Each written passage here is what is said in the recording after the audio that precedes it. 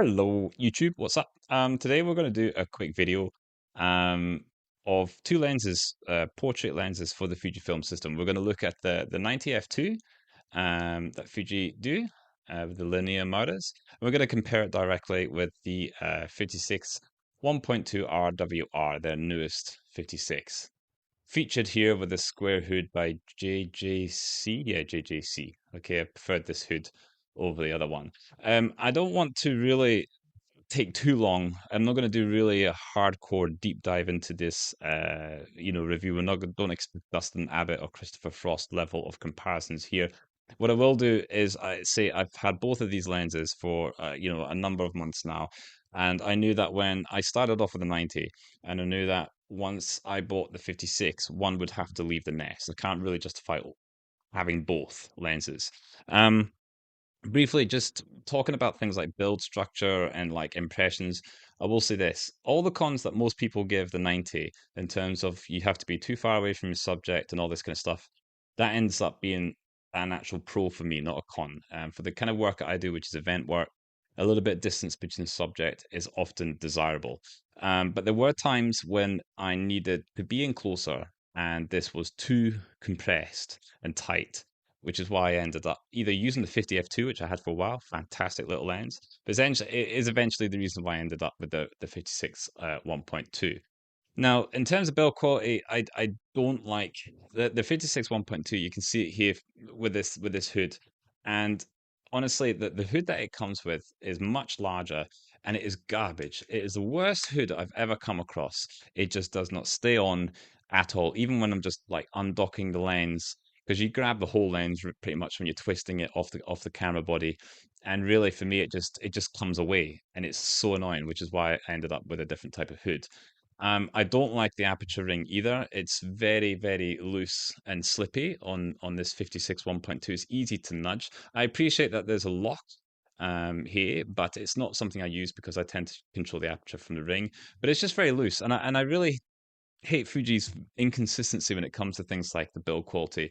Whereas the hood on the 90, I don't have it here somewhere else, but it's firmer. When you put it on, it's less likely to just easily come off. 56 1.2 just comes off so easy.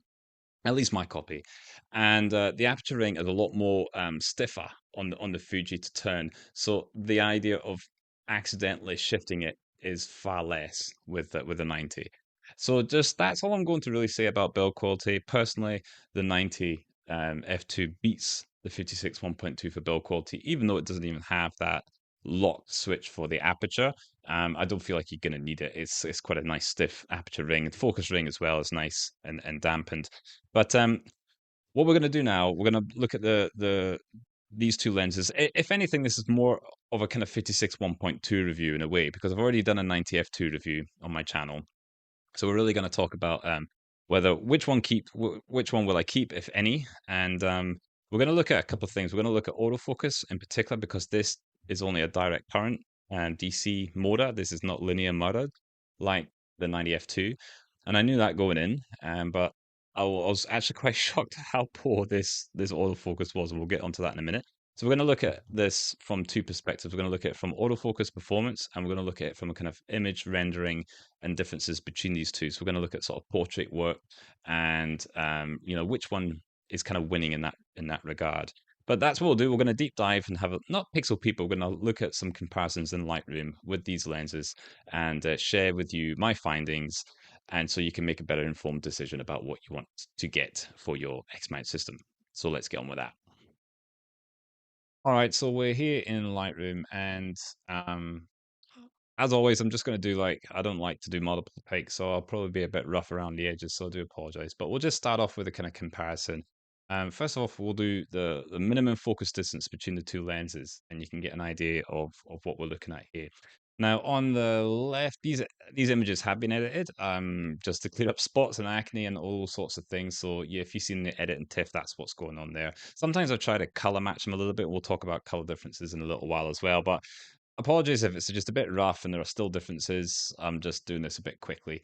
So anyway, we have on the left, we have the 1.2 and on the right on the 90. And I think this is a bit of a surprise for some people because they think that the 56 offers a slightly shorter minimum focus distance. And on paper, it kind of does. I think I can't remember off the top of my head. It's something like 30 centimeters or something. I can't remember, 50 centimeters. Whereas the 90 is a bit longer, but with that compression of the 90, you are actually able to get in closer with the 90 than the 56. So just bear that in mind, okay? That's all we're going to have a look at with the close focus one. I want to just try and make this as quick as possible. Now, headshots and sort of half body, that kind of stuff is what I do mostly. So here we've got the 90 on the left and the 56 on the right. And for me, this is one of the reasons I picked up a 56 because I felt with the 90, if we have a look at the 90 on the left here, the transition from in focus the eye to places like the ear, it's still fairly in focus compared with say the 56. The 56 has got a much more shallower depth of field at a similar kind of framing. So we have an issue where the ear is much more defocused. You can see that the his clothing and stuff like that. This is my son, by the way. Is the clothing is more out of focus around these sorts of areas than with the 90. 90 is still a great portrait lens, don't get me wrong, but I'm just trying to highlight the kind of differences you're likely to expect when you use the two lenses. So that's, for me, I prefer being able to shoot 1.2 with 56. It's a win for me because this is as good as a 90 can get in that regard. It can't go any better. Certainly, we could stop down the 56 1.2 to match this look if we wanted to, but the 90 can't do this look, and that's kind of the point. If we go into the sort of like the headshot one now, that's less tight. We're going to see that again. We've got the 56 this time on the left and the 90 on the right. But again, we're going to see that kind of like a similar issue where it's like that kind of like neck string thing around on his hoodie is more out of focus here. It's more kind of in focus with the 90. And we can see that even with things like the hair. You see these kind of flyaway hairs that I haven't bothered tackling. On the 90, they're quite distracting, whereas on the 56, they're a little bit, because they blur out quicker, I find them a little bit less of an issue. And I found this to be a common issue I would face with portrait work when working with clients is I find that the 90 needs a little bit more attention done on things like the hair than I did with the 56. I can just kind of get away with it. It just kind of looks a little bit more romantic or pretty. But you can still see again, like his top here is a little bit more kind of blurred, and sort of the hair here is a little bit more out of focus. Whereas here we can just see it, more in focus of these kind of areas. So again, for me, this is a win for the 56. I know the frame is not quite identical, but you get the idea. I think probably the 56 does better in this regard. Let's just back up a little bit more and we'll have a look at the next ones. So this time we've got the 90 on the left, we've got the 56 on the right here. And for this shot, it starts to look a little bit more even, and we're not seeing quite as dramatic a difference, I feel. So we're getting to a point where both the clothing looks about similar, kind of in focus from both lenses. Kind of interesting that the Bokeh looks about the same as well at this kind of level. The 56 a little bit more smoother. Here on the 90, it's a little bit more defined. That these blades of grass, you can see them a little bit more. Still quite blurry there, but that could also be a little bit differences between the light and the times because obviously I'm just having to change lenses and things to do these kind of shots at a similar time. But you get the idea. I think with once you get to this kind of level, it's not as different as the other two shots. Basically, that was my findings anyway.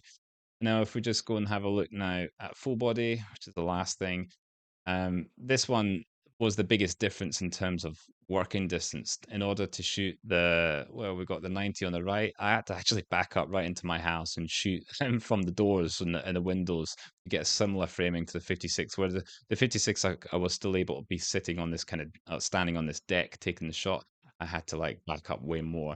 But again, I think you'll see that the 90, if you've got a busy background like I have here in my back in my garden, the 56 is doing better just to kind of blur it all, whereas the 90 is just a little bit more aggressive. It's a little bit more in focus. You can start to see strands and everything a little bit more than on the 56. So for sure, for me, if I was doing full body work, 56 I think is the kind of winner in that regard. So that's what we're going. Just that's the differences there between kind of direct comparisons between them. But we're not going to stop there. We're going to look at some other things. I've got here a little Bokeh test that I did last year. And actually, yeah, did December around Christmas time last year between the two. That just goes to show you how long I've had these lenses. Um, this is kind of just to try and get a similar framing with a nutcracker here. We can see that the 90 is doing a fantastic job of holding on to quite circular bokeh balls in the framing. Whereas on the 56 1.2, we're really starting to see that kind of swirling cat's eye effect. I'm not saying I'm against that look; it's quite nice, but it's just something to be aware of. That the 56 tends to have a bit of a swirling look about it because of the way the Bokeh ball's cat's eye kind of takes on. You can see that the 56 is definitely looking a little bit more. The Bokeh balls are slightly bigger on a similar framing, so it is a little bit more defocused than this. But for the 90 f2 is very, very good. It's very well behaved. It's, you know, if I was doing product photography, I'd probably think the 90 is a little bit better suited. I mean, in terms of image quality for the two as well, I mean, they're just almost identical. They're both extremely sharp lenses, and they do really well in that regard. But yeah, I just think that's kind of an interesting comparison in terms of what's going on with Bokeh and subjects. Um, what else we're going to look at? We're going to look at slightly color differences now. Once these were kind of color matched for the white balance and, you know, the shadows and highlights and things like that were kind of evenly matched. This is kind of, I don't think it's a huge difference in color balance. I mean, for me, I think what we're looking at here is the 56 is on the right, and it is a bit warmer. And I feel like the 90 is a little bit colder, and that kind of feels like a consistent result with my shooting mostly. I find probably the 56 wins it for portrait skins, just being that little bit more pleasing and warmer in a lot of the Fuji profiles. So I tended to have to work a little bit harder than 90 to get somewhere. But I don't think it's a huge difference with the two lenses, to be honest. What else we're going to do? We're going to have a look at autofocus next. Okay, now with autofocus tests, I'm just going to show you an example. When people do autofocus, they tend to think of like if it's in focus or out of focus. And for me, I'm a little bit more. There's also a kind of other one which is kind of decent enough to be you know, edited and submitted. So I kind of rate my autofocus in three levels. 1 star being completely out of focus, 2 stars, it's in focus enough that I could salvage it and use it. 3 stars being, yeah, critically pretty good focus. So I've just kind of given you an example here of, you know, different ones. This is 1 star, and as you can see, this is just clearly out of focus. Okay. We'll go to the next one. This one is, there's my mark. This one's 3. So this one's in focus. Okay. It is just give it time to load. There you go. So you can see his hairs are in focus, his eyes are in focus. We're looking at the ears here. They're not more in focus than certainly this area towards his eyes and stuff like that. So that would be a 3 star. And a 2 star example, again, give it a while to settle. I haven't rendered previews there. So here we are looking at, and we're probably seeing, you know, of this shot here, we're looking at the ear just catching the focus a little bit more, and those hairs around about his ears a little bit sharper than say on his eyes and his, you know, facial hair. But to be honest, it's still usable. I could sharpen this up slightly, and no one will know the difference. It's usable. So bear that in mind with my tests with 3 star, 1 star, and 2 star. Now I put them all through a bit of a battery. So if you start off with 90 in focus priority, managed to get a whopping 79 shots ringing off in focus priority, and I'll give you a little bit more information about the specifics of what settings I use for this kind of walk and test. I'll roll some B-roll footage as well, so you can get an idea of how taxing and how hard I was pushing the Fuji XH2S. By the way, that's what I'm shooting on, the XH2S. And you'll see I'm not pushing the AF hard at all. He is walking at a very casual, slow rate here. But in focus priority, I'm managing to get about 79 shots off with the 90 f2.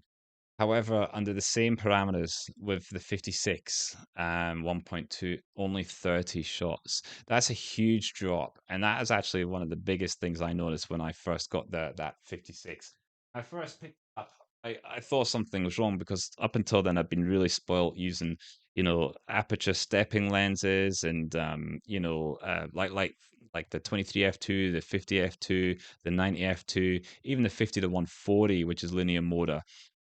This was absolutely abysmal. It just cannot ring out enough shots under focus priority. So I then did stuff like test how well the lens did in focus release. It got 66 shots, but again, it was not nearly as high as sort of like 79 that I managed to get with a priority. Now I'm just going to show you something briefly. This is a spreadsheet, and this kind of goes into a little bit more detail here. So for the tests, I was in focus mode AFC, wide tracking. Now, why wide tracking? Well, that wide tracking is just tends to be what I use in event work. If the face detection is letting me down, I toggle it off with the push of a button, and I've got a box I can grab and lock onto the subject and compose and frame quickly. So it's just what I use, but there could be better modes, and I acknowledge that. AFC custom settings, I'm using set 2 to ignore obstacles and continue to track the subject. Tracking 3, speed 0. So it should just be continually updating as fast as it can, really, in the zone area center. We could possibly tweak that to make it a little bit better. And because we're using wide tracking, we are only getting 117 AF points. And that's quite an important thing because we could perhaps get more AF points and increase our hit rate. But the important thing to note here is really that the settings have been used the same on all these different lenses that you can see below. We are using face and eye detection, and we're using eye auto. Again, if we just turn eye off and just go for face detection, we might come up with better results. The AF plus MF is off. Now, if you have this on, even if your camera is set to focus priority, it won't act as focus priority, it will act as focus release. So it's important to have that setting off. And for the release focus priority, it is set to focus priority unless otherwise stated, such as here. And then the drive is 10 frames a second, and I'm using the electronic shutter. Again, maybe perhaps better results can be had with mechanical. But here we go with the XF90 with its 79 shots. We got about 17 critically in focus, with about 47 being decent enough. So those two combined give it about an 80% hit rate, and that has been fairly standard for me throughout all my use with Fujifilm. 70 to 80% with good lenses is about what I get. And we got about 1 star light were truly out of focus, about 15 of them, 19%. Same thing with the XF56, the same parameters. We're getting only 30 shots, right? Really quite poor. And we're getting a lower hit rate. We're only getting 5 critically in focus, 12 acceptable. And so I'm just combining these two percentages here to get the 57, same here. And then quite a few out of focus, most out of focus, okay? If we try focus release, so it's just letting it just ring out that shutter a little bit more. It's interesting just when you're doing the focus priority with the 56, you're just holding the shutter down and it's just the shots are just not ringing out. They're just so slow to just, take a shot. But you can see there, it's a similar result again, a similar kind of keeper rate. You got more shots, so it's a bit better perhaps, but it's not much. Now I'm just throwing a whole other thing into the conversation piece that I own a Sigma 50 to 100 1.8, which is an EF mount, Canon EF mount adapted with the Fringer 3. I used this at 100mm and 1.8, and realistically, it was doing as well as the linear motor. I think that's quite telling. We're looking at very similar statistics, about 13, completely out of focus compared to 15 with the 90. Looking at about 43 acceptable versus 47, and we're looking at 16 versus 17, and we're looking at a very similar amount of shots taken out. So perhaps a linear motor works a little bit better, but it's not much. And overall, we're talking about similar kind of like hit rate and success rate with an adapted lens for Fuji. Now, the story gets a little bit more interesting because throughout all of these tests, and I'm just kind of illustrating here, with the focus priority, we'll start with a 90.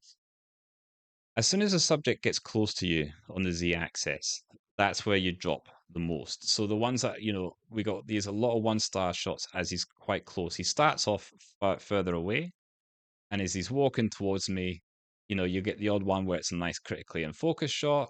But certainly the ones that we really care about when you get closer, that 3 stars starts to drop off. And especially towards the end, we're getting a lot of twos, and then we get a lot of ones. All right. Now, if we have a look at the Fujina focus priority, we'll look at that as this is as close as we could get to him. After that, when he was walking towards me, remember its minimum focus distance here is quite close.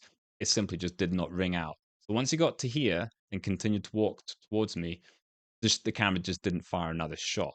All right. Whereas on the focus release, we can see we've got shots where he's getting closer towards me, but look at them. They're all out of focus. It just simply cannot keep up when the subject gets too close to you on that particular lens anyway. And I mean, that rings true. There's a YouTuber called The Big Negative that did a video recently about the very same thing, and he found very similar findings for things like walking down the aisle shots. It's not a great camera system to use. So again, focus priority here. Even when it thinks it's got focus, these are out of focus, out of focus, out of focus. Remember, this is focus priority. You're holding the shutter down. It's firing the shutter, thinking this is, acceptably in focus. And for me, it's like these are all 1 stars. Look at them. This is focus priority 111. The best one is here, and that's a 2 star and 3 star. So all the ones that are actually kind of in focus are further away. And I think this is interesting because this probably highlights the differences with people when they're talking about I'm doing fine with wildlife or whatever, my FC's good, my autofocus doing good. You probably are shooting things that are a bit further away from your subject. When it comes to human beings, it's not great, on planet Fuji. Um, and what else is there to really mention here? I did the same test another day with a 50 Sigma 50 to 100, and as you can see there, the 72 shots. Similar thing again, when you get too close to subject, you're getting, not very good hit rates. So, 1 stars, 2 stars. This one here is about as good as it gets with something like the adapted Sigma. So this is definitely something that, excuse me, that Fuji struggles with. And I don't think, I mean, I'm just going to show up here at the end. There was a shot here where I actually ended up using the Sigma 50 to 100 on a different day. So we can see here we've got the 56 1.2 here. We've got the 90 f2. We've seen these differences earlier on in the video, so we can see the hair is a little bit more out of focus here than here. And here again, we've got the 50 to 100 at 1.8, and we've got nice out of focus blur. We've got possibly something a little bit better than the 90 in terms of the hair, flyaways. They're not quite as perhaps defocused as the 56, but they're certainly a little bit less pronounced than say the 90. Got a similar kind of like his shoulder here is kind of more out of blur with the Sigma 5100 than say the 90, possibly on par or close to the 56. And you can see the string again around his neck here. It's kind of more heavily out of focus than say around this area here. It's kind of getting on close to being kind of tight. So for me, honestly, I'm still undecided, but I might just run with the 50 to 100 and just sell both the 56 and the 90 at this point in time. Not too sure. But let's do a little bit of a summary before we jump the gun a little bit. So, summary, where do I go with these two lenses? I mean, it's hard for me because I do feel as though the 56 1.2 is a little bit more portrait friendly when you've got, you're restricted for space and you can't back up enough. Um, it's good. For me, at the same kind of perspectives, I like what I see more from the 56. I probably like the colors a little bit more. It's like slightly warmer. It's a nice lens in that regard. The 90, I really like the 90 for the event work that I do to give me that extra distance from somebody on the speaking podium, the lectern, things like that. The 90 is nice. It's definitely no question about it. Its autofocus is much better. And I guess this is where, my frustration with Fuji comes from because as a system, I really feel as though they're 85 millimeter equivalent and they're 50 mil equivalent, the 33 mils and 56 mils, they have to be absolutely excellent, I think, and they're not. I think the 33 is a 1.4 and it should really be a 1.2, especially when we've got things like sniper lenses from Surui being 1.2 of autofocus. We know it can be done. Okay, Fuji have quite high standards for optical quality, but I just think having the option for a 33 1.2, even if it's a bit bigger and bulkier, you could then also justify owning a 33 f2 Fujinon for those times you want something smaller. But the 1.4 is just kind of in the middle there a little bit. And the 56 1.2 is fast enough, but it looks like Fuji just don't know how to put good autofocus in 1.2 lenses yet. I don't understand the rationale at all of producing a Mark II lens and not having it linear. To me, this was just an absolute cast, just an absolute disaster. I would have put it at the top of the list of needs for a Mark II version of a lens. I wouldn't even bothered with it because for sure it is better than the Mark I version. It's better image quality, it's better in terms of flare resistance and all sorts of other aspects, sharper, blah blah blah. But and AF is better as well. But just to not be able to put up with simple walking subjects. I mean, not all portrait is static. You can have models walking down, up and down towards the camera, twirling and all that kind of stuff. Totally incapable in that regard. And that's a real shame. I feel angry to pay, 1,300 Aussie dollars for a lens that is really suited to only one situation, which is a person sitting. I do studio occasionally. I do posed work, as you get. I'll maybe throw up a couple of examples here with the 56 that I've done. So it's not like I don't do that kind of work as well. It's just for me as somebody who works and goes out, I want to limit what I take with me. I don't want to have to go out with this lens and this lens in case the person's moving.